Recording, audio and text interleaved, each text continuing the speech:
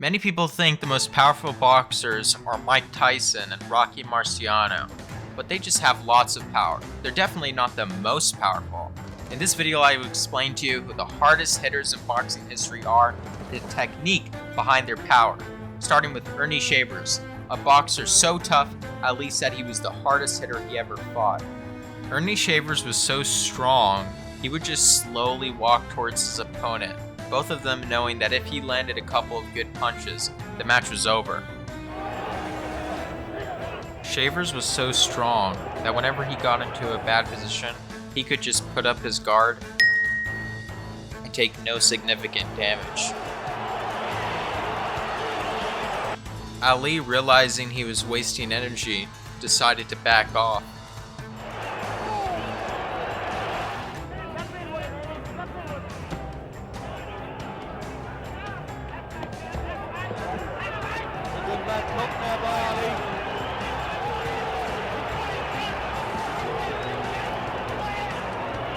This one punch from Shavers was enough for Ali to back off.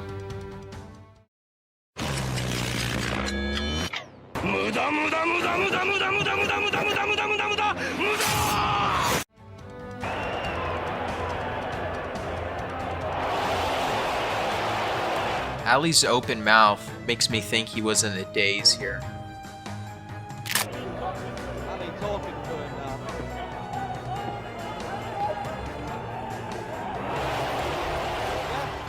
Shavers stated the only reason he didn't go for a knockout punch here was because he thought Ali might have been tricking him.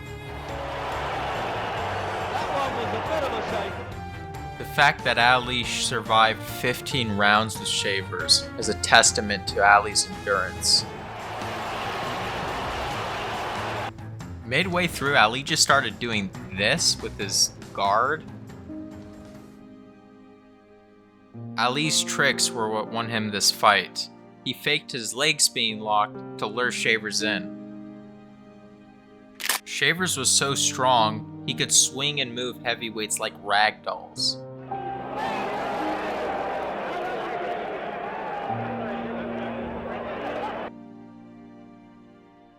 If Shavers had speed and precision, he could have been the best boxer ever. Sadly, he was a one-trick pony. Shavers usually tired out by the 5th or 6th round, and Ali was trying to tire him out even more. Now, although this was a masterclass of boxing, with Muhammad Ali dodging away for his life, the crowd did not like it, so they started booing him.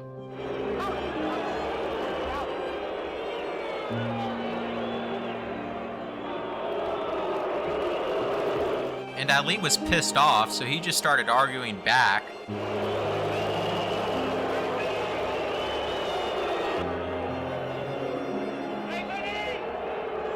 That's all through to Ali and caused the booing. I'm afraid, as they would say, it shows us the crowd is $3 million late. This referee was so weak compared to them, he had to resort to hitting them to get each other to stop clenching. And Ali all the way in the 12th round with the 3 judges.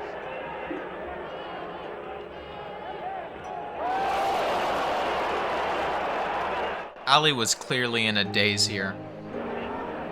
It's a good looking right hand there. Ali didn't pretend too much on that one, I don't think.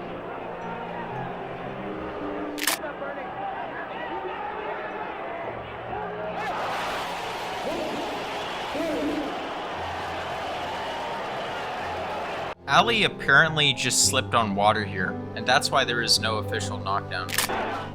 In the 15th and final round, Shavers started to miss a lot of punches, and Ali started to land a lot.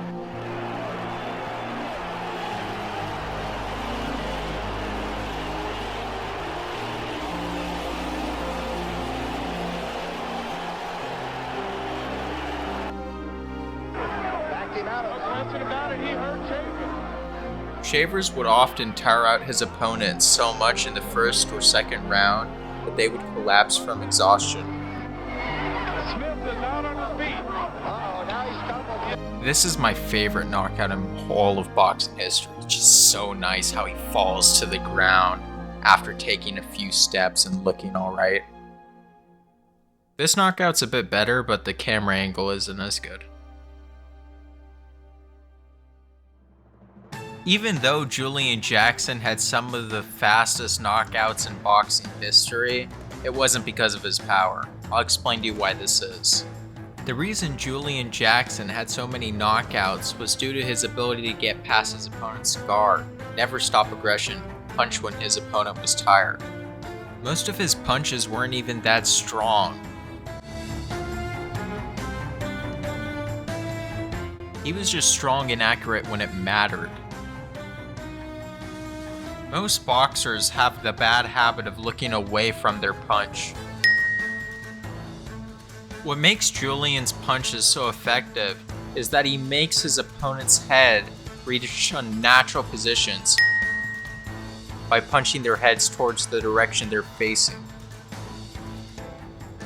Sometimes he'll actually punch up to achieve this.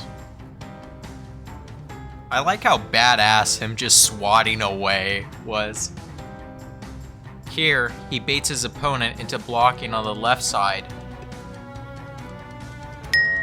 then punches against the momentum of his head.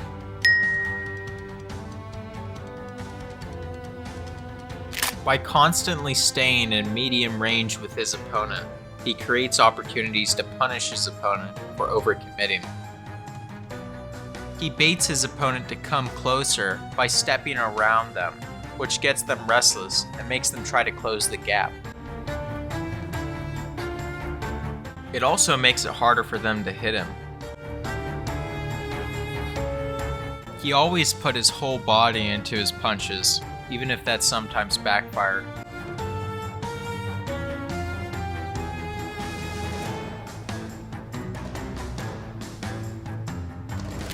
By punching against the opponent's movement, he can make them slip. This is done by hitting at the opponent's center of gravity, usually the center of the chest. Julian would often punch the same place his opponent punched at. This is the opposite of most boxers.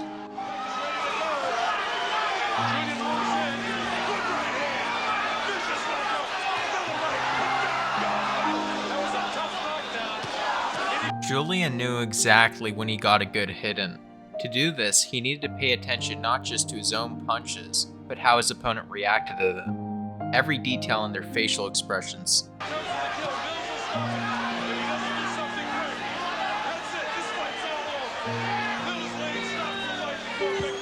To the body that time by Julian Jackson.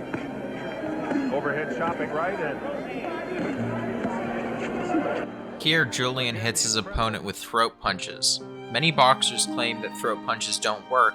However, Julian Jackson uses 3 of them to choke out his opponent. Jackson. Whoa! And then right to that, Terry Norris is gone. He lost his gun. Julian Jackson was clueless on what to do against a disciplined outsider. He may have been great at punishing mistakes, but against a fighter like Mike McCallum, who makes close to no mistakes, that won't do you much good.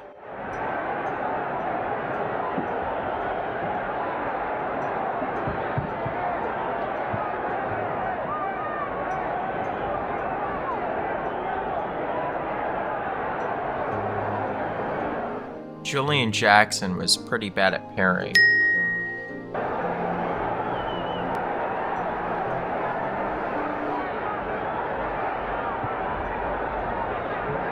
Against the precision and consistency of a fighter like Mike McCallum, he had no answer, no chance.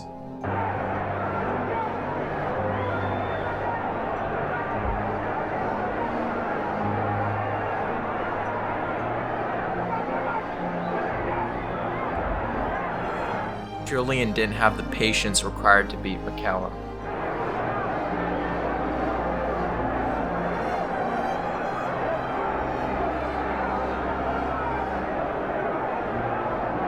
Julian was good at punishing mistakes, but he himself had tons of mistakes he made. Most of Julian's punches were misses.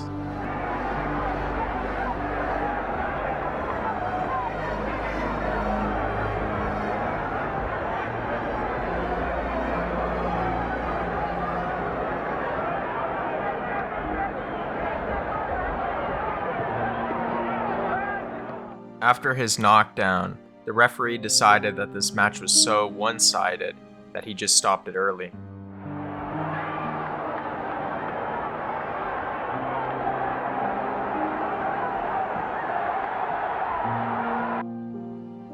If you like this video, I have tons about boxing. I'm sure you'll like the one on screen. Thanks for watching.